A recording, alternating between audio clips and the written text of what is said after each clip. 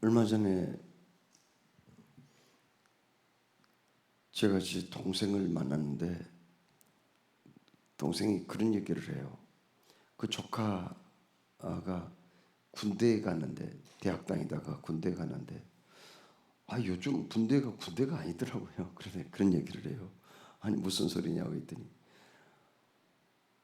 아니 세상에 그 핸드폰을 보내라고 그렇게 연락이 왔다고 그러면서 핸드폰을 매일 쓸 수는 없지만은 토요일 날 같은 데는 핸드폰을 또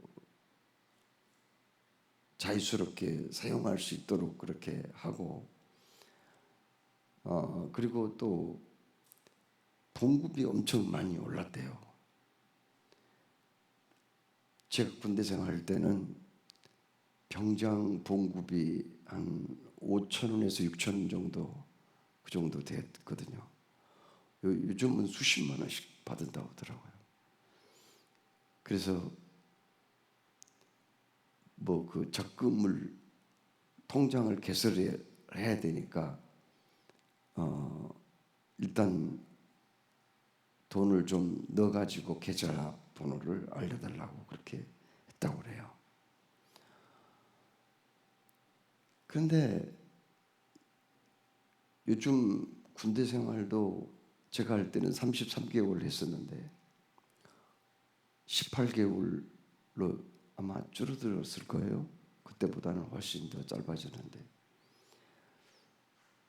왜 그렇게 그러면 군대 생활이 요즘 그렇게 자유스러워졌느냐, 더 억압을 할 수 없느냐, 그건 다름이 아니라 아이들이 못 견딘다는 거예요. 도저히 견딜 수가 없대요. 왜 그러냐면은 그전에는 그 참 못 살고 가난하고 힘들게 어려운 환경 속에서 자라다 보니까 군대 생활이 힘들어도 잘 견디고 이겨냈는데 요즘은 가정마다 자녀들 한두 명밖에 안 낳잖아요. 그 애지중지 얼마나 그 아이들이 요구하는 거 웬만하면 다 들어주고 그냥 불편함이 없도록 늘 부모가 돌봐주고 그저 자식 교육시키고 돌봐주고 기르는 거기에다가 올인을 하기 때문에 애들이 너무 그냥 온실에 자란 꽃처럼 연약하다는 거예요. 우리 교회 어느 집사님이 교회에 오셔서 막 그냥 눈물을 흘리고 우셨는데 왜 우느냐고 그렇게 얘기했더니 아들이 논산훈련소에서 지금 훈련받고 있대요. 근데 적응을 못한다는 거예요. 그래서 걱정이라고 하면서 이렇게 눈물을 흘리시기도 했습니다. 여러분,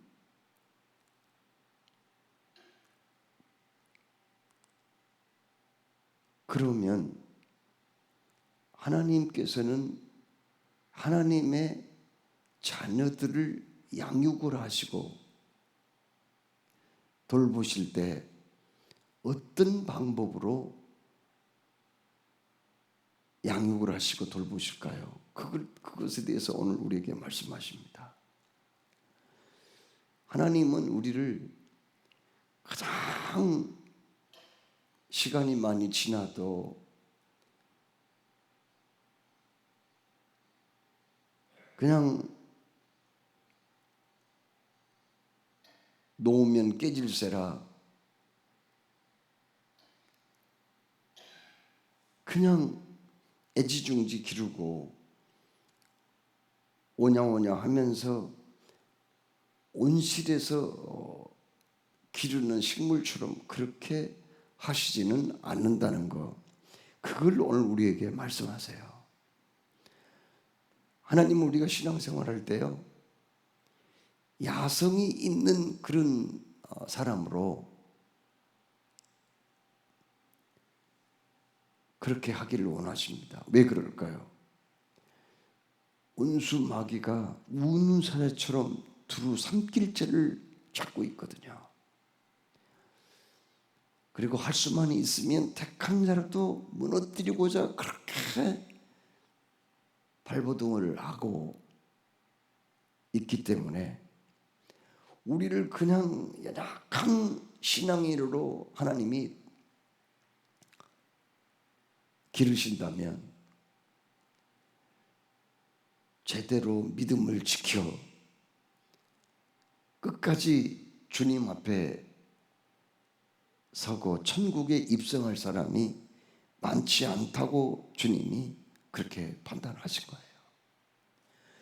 그 당시에 여기 히브리서를 받는 그 성도들은 로마 제국의 박해를 많이 받았습니다. 그리고 율법주의자들의 박해를 또 받았어요. 마치 예수 믿는 것은 이단에 빠진 것이라고 생각한 거예요. 잘못된 길로 가는 거라고 생각한 겁니다. 그래서 얼마나 박해를 많이 했는지 몰라요.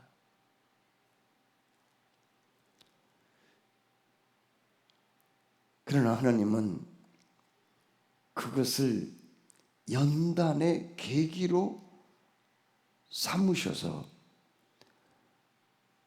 그때마다 예수 믿는 사람, 박해하는 사람들, 괴롭히는 사람들 혼내주거나 뭐 무슨 하늘에서 불이라도 떨어지게 해서 그들을 전면하시는 그런 하나님이 아니라 오히려 그것들을 통해서 연단을 하셨다는 거예요. 예수 믿는 사람들을 훈련을 시켰다 그 말이에요.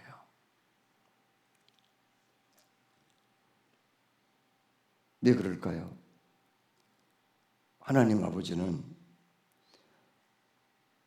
이렇게 우리를 훈련해서 성숙한 그리스도인, 거룩한 하나님의 사람들로 세우기를 원하신다.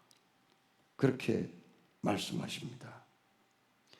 8절에 징계는 다 받는 것이거늘 너희에게 없으면 사생자요 친아들이 아니니라. 이렇게 말씀했어요. 사생자가 누군지 아시죠? 사생자는 아버지가 없는 사람 아닙니까? 도대체 이 아버지가 누군지를 알 수가 없는 그런 불행한 환경 속에서 태어난 사람을 사생자라고 그러죠. 그러니까 그를 낳은 엄마가 임신을 했는데 도대체 아버지가 누군지 몰라요. 이게 사생자인데 사생자는 아버지가 없기 때문에 이 사람이 누가 돌봐줄 사람이 없어요. 책임지고 양육해 줄 사람이 없어요. 그를 정말 사랑하고 바른 길로 이끌어 줄 사람이 없는 거죠. 그런데 오늘 여기 말씀에 우리는 사생자가 아니라는 거예요. 하나님이 우리의 아버지가 되시기 때문에 우리를 사랑하시는 아버지 하나님은 우리가 정말 올바른 신앙 생활을 하며 하나님 아버지를 닮아가는 거룩한 삶을 살기 원하시고 성숙한 믿음의 사람이 되기를 원하신다는 거죠. 그래서 가끔은 우리에게 다가오는 고난, 징계, 박해 이런 것들을 통해서 오히려 교훈하시고 연단하시는 분이라 이렇게 말씀했어요. 안 믿는 사람들은요, 그가 죄를 짓고 잘못을 행해도 양심의 가책이나 괴로움이 없는 경우가 많습니다. 그러나 우리 믿는 사람들은 그렇지 않잖아요. 내가 잘못하면은요, 내 안에서 성령께서 책망을 하시거든요. 그걸 깨닫게 하신단 말이에요. 그래서 돌이키고 회개하게 하십니다. 또 어떤 경우는 내가 하나님이 원하시지 않는 그릇된 길로 자꾸 가면은 그냥 그걸 하나님이 내버려 두고 보고만 계시는 분이 아니라 가끔은 우리를 깨달음을 주시려고 어떤 몸의 질병이나 혹은 실패, 좌절감, 박해 이런 것 통해서 깨닫게 깨닫게 하시는 분이에요. 이게 바로 여기에서는 징계로 말하거든요. 그냥 내버려둬 보면 멸망의 길로 가버리잖아요. 불신앙의 길로 가버리잖아요. 그래서 늘 깨닫게 하시는 하나님이라는 겁니다. 그건 하나님이 우리의 아버지가 되시기 때문에 우리가 바른 신앙생활, 성숙한 신앙생활, 거룩한 신앙생활, 하나님을 닮아가는 신앙생활을 원하셔서 그런 징계를 통하여 깨닫게 하시고 돌이키게 하시는 하나님이시다, 이렇게 말씀했습니다. 10절에 그들은 잠시 자기의 뜻대로 우리를 징계하였거니와 오직 하나님은 우리의 유익을 위하여 그의 거룩하심에 참여하게 하시느니라. 하나님은 우리가 신자다운 삶, 거룩한 삶을 위해서 그렇게 하신다는 거예요. 순금을 얻으려면 금강석을, 금이 섞이진 그 돌 있잖아요. 금강석을 용광록석에 집어넣고 막 수천도의 열로 그걸 녹이고 또 녹입니다. 그러면은 불순물이 위에 둥둥 뜨게 되는 거예요. 그러면 그걸 건져냅니다. 그리고는 또 녹이는 거예요. 계속 또 녹입니다. 그러면 불순물이 또 뜹니다. 그걸 또 건져내는 거예요. 또 수천도의 열로 녹이는 거예요. 이렇게 해서 맨 밑바닥에 남는 그것을 순금으로 취하는 모습을, 금재련하는 그 모습을 통해서 본 적이 있습니다. 마치 하나님은 이렇게 우리를 연단하시고 징계하셔서 순수한 믿음의 사람으로 만들어 가신다 하는 그런 말씀이죠.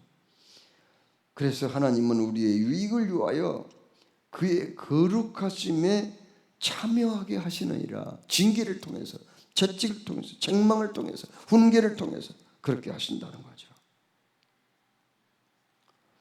11절에 무릇 징계가 당시에는 즐거워 보이지 않고 슬퍼 보이나, 우리가 그릇된 길로 가거나 하나님 뜻대로 살지 아니할 때 하나님이 깨닫게 하시려고 실패도 체험하게 하시고 또 몸을 치시기도 하시고 또 다른 사람을 통해서 괴로움을 당하기도 하신단 말이죠. 무릇 징계가 그 당시에는 즐거워 보이지 않고 슬퍼하게 보이나 후에 그로 말미암아 연단받은 자들은 의와 평강의 열매를 맺느니라. 결국은 그 사람이 의로운 길로 가게 되는 것이고, 그 징계와 고난을 통해서 나중에는 어떻게 돼요? 근심 걱정 다 없어지고 마음에 진정한 평강의 열매가 맺혀진다 하는 말씀입니다.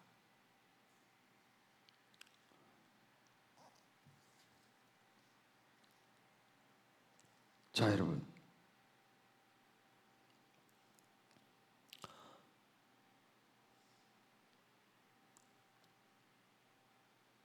그러므로 우리가 예수 믿고 나아갈 때 주님이 깨닫게 하시려고, 바른 길 가게 하시려고, 거룩하게 하시려고, 순종하게 하시려고 다가오는 징계, 그리고 채찍, 고난, 이것을 이상한 일 당한 것처럼 이상히 여기지 말고 그때마다 깨달아서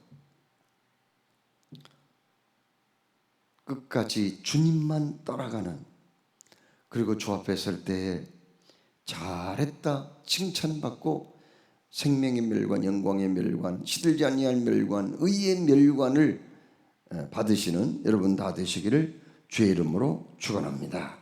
사랑해 주님, 오늘 징계와 교훈에 대해서 말씀해 주셨습니다.